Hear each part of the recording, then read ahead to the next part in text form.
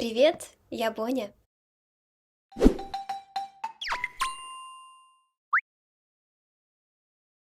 Рисование на графическом планшете настолько популярно, что многие художники даже не могут представить себя без него. А что? Это удобно, быстро и даже из дома выходить не надо. Но красота же! Но за комфортом скрывается и ряд новых трудностей, причем как для новичков, так и для профи. Сегодня это и обсудим. Мы также поговорим о полезностях, которые помогут проводить самоанализ время от времени и не довести себя до истощения и арт-блока. Сначала о негативном. Первое. Ты не разовьешь глазомер. Перед тем, как зарисовать какой-либо объект, нам нужно прикинуть его размеры, объем, пропорции и выбрать формат для компоновки. Этот навык и называется глазомер. Но развивается он только когда мы рисуем с натуры, как бы грустно это ни звучало. Рисуя с фото, ты копируешь линии и пиксели, без видения пространства, а при рисовании опираешься на уже полученный опыт. Поэтому если ты начинающий или даже продолжающий художник, выделяй время, чтобы рисовать реальные объекты не с картинок. По себе могу сказать, что когда я устраиваю перерыв от диджитала и рисую с натуры, это блаженное ощущение, диджитал не сравнится.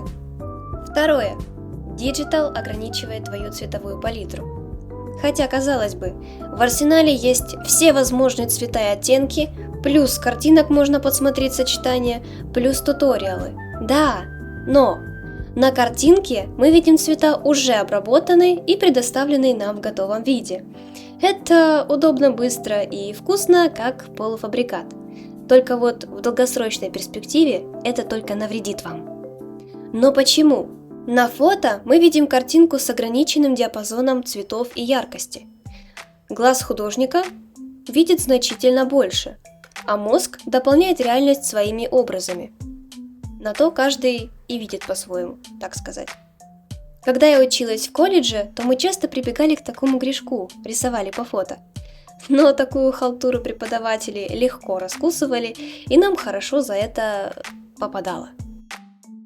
Бывало и такое, что кто-то из одногруппников нарисует так, что преподаватель не угадает, с натуры это или нет.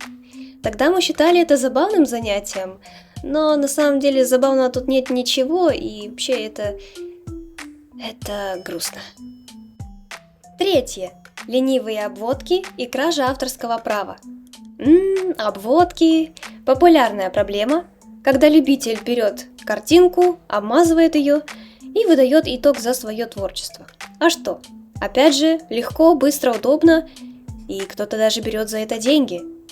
Я часто вижу новичков, которые хотят прыгнуть выше своей головы и стать на уровень с профессионалами. Но давайте будем честны, это обман, который только тянет вас в пропасть. На этом фоне вырастает проблема авторского права. Появляется масса однотипных диджитал-работ, и, к сожалению, выставляя свою работу в интернет, никто вам не сможет гарантировать, что не найдется какой-нибудь чайничек, который украдет ее полностью или частично. Да, эта проблема касается не только диджитала, а в принципе творчества, но я думаю, что вы определенно согласитесь, что с приходом интернета копирование возросло просто до небес. Четвертое. Развивается убеждение, что ты недостаточно хорош. Глядя на массу работ крутых художников, которых мы видим практически каждый день, со временем начинаешь ощущать свою низкосортность. И здесь дело даже не в навыке, а в привычке сравнивать. Упомяну о наших нелюбимых нейросетях, которые бездушно в доли секунды сгенерируют вам что угодно. И, конечно, глядя на все это, наше чувствительное эго сразу же начинает реагировать и сравнивать свою работу с чужой. Причем это побочность профессии, ведь если ты художник, ты априори будешь сравнивать свои работы. Но от этого не нужно избавляться. Важно научиться делать это правильно. Я хочу, чтобы вы запомнили одну важную мысль. Если вы видите кого-то лучше вас, повторяйте за ним, учитесь у него. Маленькая поправочка: повторять не равно воровать. Чье-то хорошее творчество не делает плохим ваше. Очень понравилась эта фраза, не знаю, кто сказал, но большое ему спасибо. Не упускайте возможности учиться у профессионалов. Сейчас в открытом доступе практически все. Восхищайтесь и вдохновляйтесь теми, кто лучше вас, и не стесняйтесь просить совета. Чем больше вы развиваете позитивное отношение к другим людям, тем больше к вам будут тянуться люди. Соответственно, ваш рост ускорится, и вы больше нервных клеток сохраните. 5. Апатия. Мы уже немножко затронули тему ментальных аспектов, а апатия и выгорание – это, пожалуй, неизбежный этап творческого цикла. Но ситуация осложняется современным образом жизни. Обычно как? Мы, творческие люди, подолгу сидим перед компьютером, то из-за учебы, то над заказами, то рисование для себя, то просто в ютубчике. И все это в одном месте. Наши глаза и мозг находятся в постоянном напряжении от информации. И чаще всего мы выполняем одни и те же действия.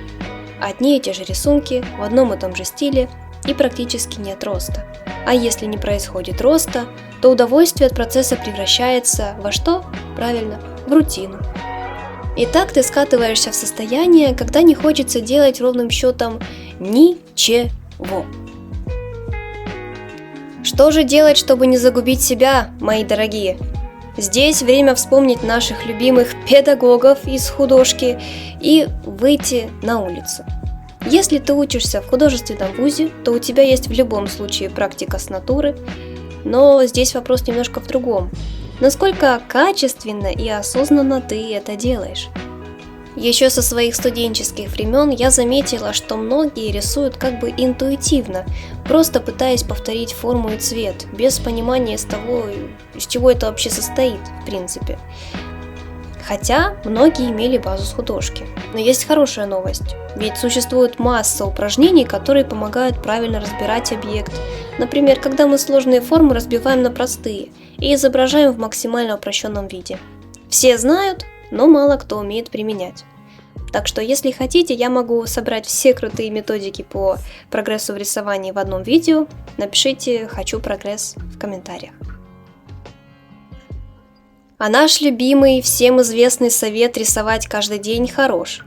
Но если ты не можешь выдавить из себя и набросочка, то не насилуй себя, пожалуйста. Ведь навык рисования – это не только умение делать штрихи карандашом, это еще и умение видеть, замечать, наблюдать. Как после продуктивной тренировки нужен отдых, чтобы организм восстановился, так и при рисовании нужно делать правильные интервалы. Тем более, если дело касается диджитала. Выйди на улицу и начни наблюдать не спеша. Не беги за теми, кто у нас слишком продуктивен, в потоке, на волне саморазвития, вдохновения. Они молодцы, а ты – живой человек. Устраивай себе перерыв хотя бы раз в неделю. Ведь самые лучшие идеи как рождаются? Когда мы этого не ждем. Когда мы не сосредоточены на поиске новых идей, а мы наслаждаемся моментом и начинаем обращать внимание на вещи, которые раньше не замечали. В принципе, это и называется вдохновение. Твои навыки и продуктивность никуда не денутся. Отстань сам от себя, и все придет, все будет. Но что главное, так это, пожалуйста, не сравнивай свое начало с чьей-то серединой. Все мы когда-то были новичками. Итак, я описала некоторые причины того, как диджитал вредит художникам. Если вы вспомнили еще что-то, можете написать об этом в комментариях. Подытожив, я хочу лишь сказать, что диджитал – это на самом деле очень даже хороший способ рисования, он открывает массу возможностей, но нужно пользоваться этим с умом. Я не сказала вам ничего ошеломляюще нового, но эти моменты полезно напоминать самому себе, чтобы не застревать в одной точке. Так что развивайтесь, получайте удовольствие от рисования, творите и выходите на улицу. Всем шедевров, пока!